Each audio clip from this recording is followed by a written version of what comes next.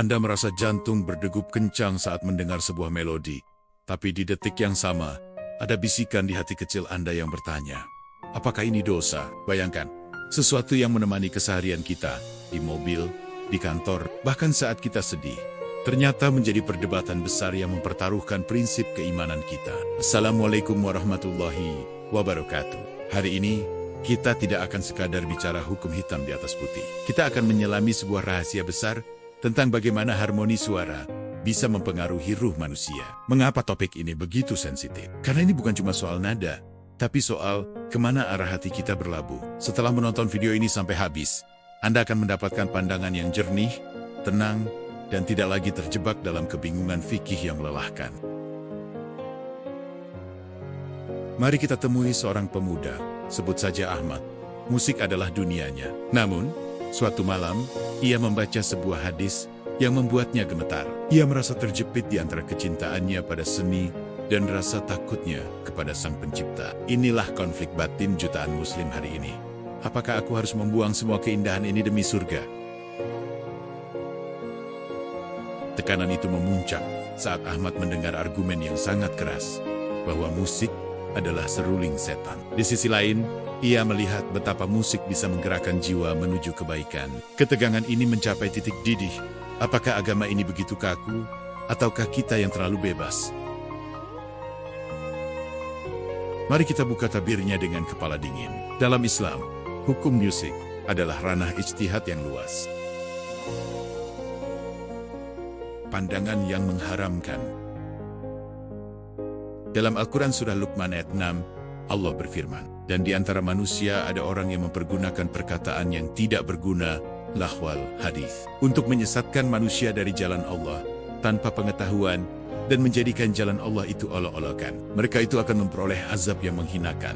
Banyak ulama merujuk kepada ayat ini, sebagaimana ditafsirkan oleh sahabat Nabi seperti Ibnu Mas'ud dan Ibnu Abbas radhiyallahu anhuma, yang bersumpah bahwa yang dimaksud dengan lahwal hadis, perkataan yang tidak berguna dalam ayat ini, adalah nyanyian atau musik.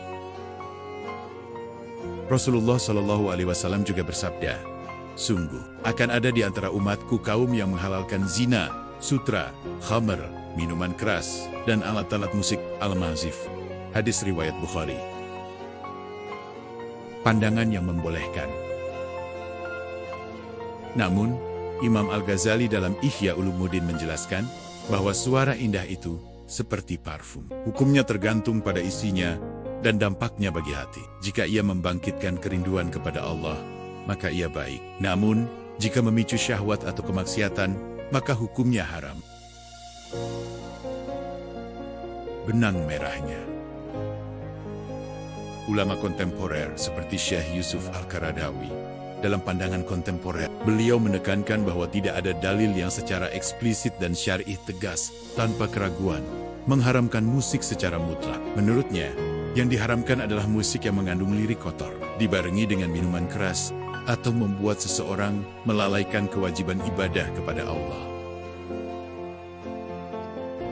Ahmad pun sadar, pilihannya bukan sekadar buang atau simpan, tapi bagaimana ia menjaga hatinya agar tidak diperbudak oleh selain Allah. Jadi, benarkah musik itu haram? Jawaban itu ada pada kejujuran hati Anda masing-masing di hadapan Allah.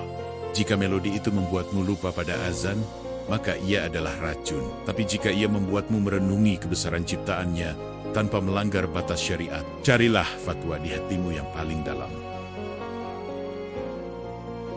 Ingatlah, tujuan hidup kita adalah mencari ridhanya, bukan sekadar memuaskan telinga. Mari kita lebih bijak dalam memilih apa yang kita konsumsi secara spiritual. Jangan biarkan perdebatan ini memutus tali ukhuwah kita. Tulis di kolom komentar, bagaimana pendapat Anda setelah mendengar kajian ini. Bagikan video ini kepada teman atau saudara yang sedang bimbang. Jangan lupa klik like dan subscribe, agar tidak ketinggalan pembahasan mendalam lainnya. Wassalamualaikum warahmatullahi wabarakatuh.